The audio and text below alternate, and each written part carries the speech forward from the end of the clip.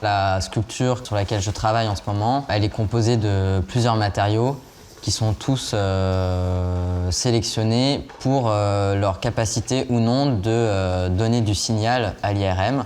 C'est un projet de recherche du coup, que je mène depuis 2021 avec un centre de recherche en imagerie médicale par résonance magnétique.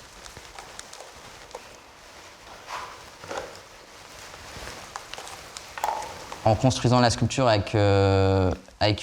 point de vue vraiment optique, c'est-à-dire avec l'œil, avec les perceptions humaines, mais aussi d'un point de vue plutôt nucléaire, c'est-à-dire celui de la machine qui se situe en fait au niveau des atomes.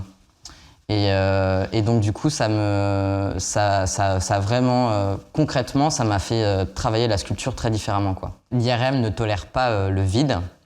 Du coup, j'ai dû construire mes sculptures entièrement pleines, c'est-à-dire sans aucun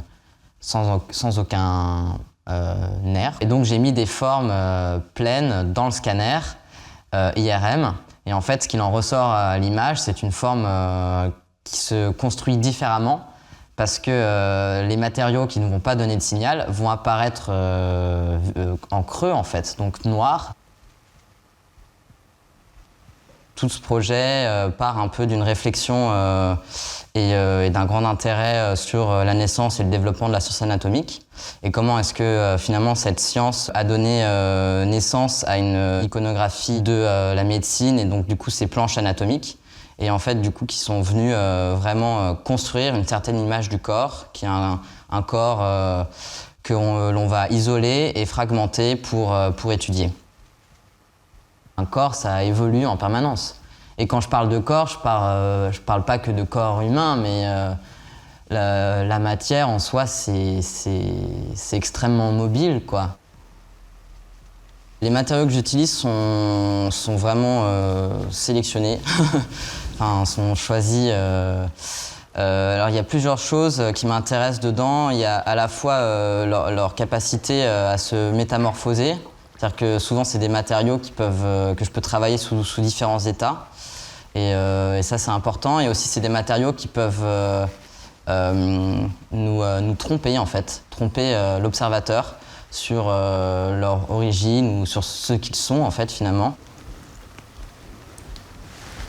Par exemple, pendant longtemps, j'ai travaillé le plâtre et je le travaille toujours, d'ailleurs. Mais la façon dont je le travaille, c'est un plâtre que je vais poncer, enfin sculpter et poncer très longuement jusqu'à ce qu'en fait la texture du plâtre rappelle celle de la peau. Et voilà, et que la lumière en fait qui vient caresser la sculpture, en fait, elle renvoie vraiment à quelque chose de l'ordre de la sensualité d'un corps.